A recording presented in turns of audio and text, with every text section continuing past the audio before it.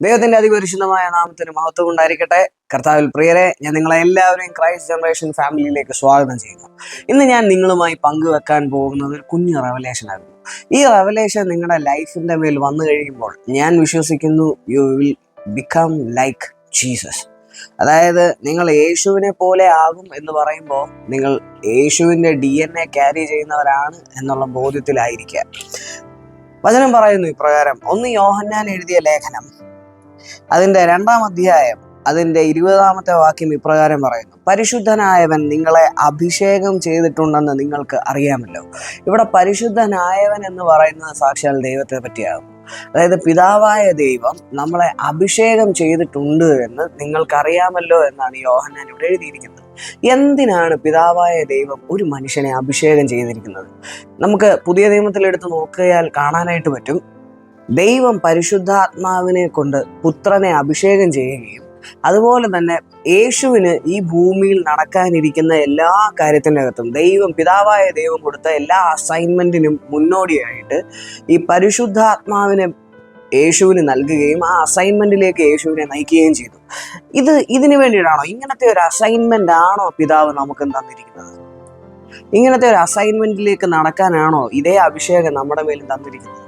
അങ്ങനത്തെ ഒരു അസൈൻമെന്റിൽ നടക്കാനല്ല, പകരം നമ്മൾ യേശുവിനെ പോലെ ആകാനാകുന്നു ഈ അഭിഷേകം നമുക്ക് തന്നിരിക്കുന്നത്. അതായത് വാക്കിൽ എങ്ങനെയാണോ യേശു ആയിരുന്നത്, പ്രവൃത്തിയിൽ എങ്ങനെയാണോ യേശു ആയിരുന്നത്, ദൈവത്തിനോടുള്ള കമ്മിറ്റ്മെന്റിൽ എങ്ങനെയാണോ യേശു ആയിരുന്നത്, അതുപോലൊക്കെ ജീവിക്കാൻ വേണ്ടിയാകുന്നു ഈ പരിശുദ്ധാത്മാവിനെ നമുക്ക് ദൈവം തന്നത്.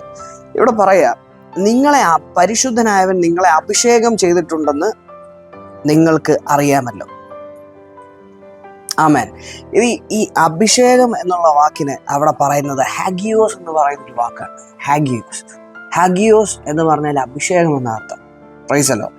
അതായത് ഈ അനോയിന്റിങ്ങിന്റെ ഏറ്റവും വലിയ പ്രത്യേകത എന്ന് പറഞ്ഞു കഴിഞ്ഞാൽ, പരിശുദ്ധാത്മാവ് നമ്മളെ അനോയിന്റ് ചെയ്തിരിക്കുന്നത് ഏതെങ്കിലും ഒരു ദാസ്യത്വത്തിന്റെ രീതിയിൽ ജീവിച്ച് പോകാനല്ല, പകരം പുത്രനായി നമ്മളുടെ ലൈഫിനെ മുൻപിലേക്ക് കൊണ്ടുപോകാനാകും.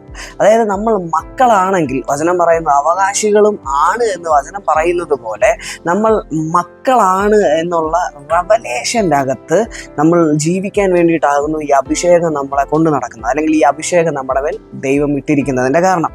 അപ്പം നിങ്ങൾക്കൊരു ചോദ്യം ഉണ്ടാകാം, നിങ്ങൾ അഭിഷിക്തരാണോ? ഈ ഭൂമിയിൽ ഏതൊരു വ്യക്തിത്വമാണെങ്കിലും ഒരു രീതിയിൽ അല്ലെങ്കിൽ മറ്റൊരു രീതിയിൽ അവർ അഭിഷേകത്തിൽ ജീവിക്കുന്നവരാകുന്നു. അതിനെ പുറത്തേക്ക് കൊണ്ടുവരുന്ന ഒരു സമയമുണ്ട്. ആ സമയമാകുന്നു കർത്താവിൻ്റെ എൻകൗണ്ടർ എന്നുള്ളത്. ഈ എൻകൗണ്ടറിൽ ഒരു വ്യക്തിത്വം കയറുമ്പോഴാണ് അദ്ദേഹം അഭിഷിക്തനാണോ അല്ലയോ എന്ന് അവർക്ക് മനസ്സിലാകുന്നത്. എന്നാൽ എല്ലാവരുടെ മേലും അഭിഷേകമുണ്ടോ എന്ന് ചോദിച്ചാൽ എല്ലാവരുടെ മേലും ഈ അഭിഷേകമുണ്ട്. കാര്യം ഇത് വന്നത് മനുഷ്യന്റെ കയ്യിൽ നിന്നല്ല, ഇത് വന്നത് പകരം ദൈവത്തിന്റെ കയ്യിൽ നിന്നാകുന്നു. അതുകൊണ്ട് തന്നെ നിങ്ങളും അഭിഷിക്തരാകുന്നു. നിങ്ങളുടെ ലൈഫിനെ നിയന്ത്രിക്കാൻ ഏറ്റവും പ്രധാനപ്പെട്ട കീ ദൈവം നിങ്ങൾക്കാകുന്നു തന്നിരിക്കുന്നത്. അത് ഏതെങ്കിലും ഒരു പ്രവാചകനോ ഒരു സുവിശേഷകനോ ഒരു വൈദികനോ ഒരു സിസ്റ്ററിനോ അല്ല ദൈവം കൊടുത്തിരിക്കുന്നത്. നിങ്ങൾക്ക് തന്നെയാകുന്നു നിങ്ങളുടെ ജീവിതത്തിന്റെ കീ ദൈവം തന്നിരിക്കുന്നത്. അതുകൊണ്ട് നിങ്ങൾ അഭിഷിക്തരാകുന്നു. Praise the Lord. നിങ്ങൾ എന്ത് പറഞ്ഞാലും നിങ്ങളുടെ ജീവിതത്തിൽ സംഭവിക്കും. നിങ്ങൾ നിങ്ങളുടെ ജീവിതത്തെ നോക്കി നാശമാണ് എന്ന് പറഞ്ഞു കഴിഞ്ഞാൽ അത് തന്നെ സംഭവിക്കും. നിങ്ങൾ നിങ്ങളുടെ ജീവിതത്തെ നോക്കി അനുഗ്രഹം പറഞ്ഞാൽ അത് തന്നെ സംഭവിക്കും.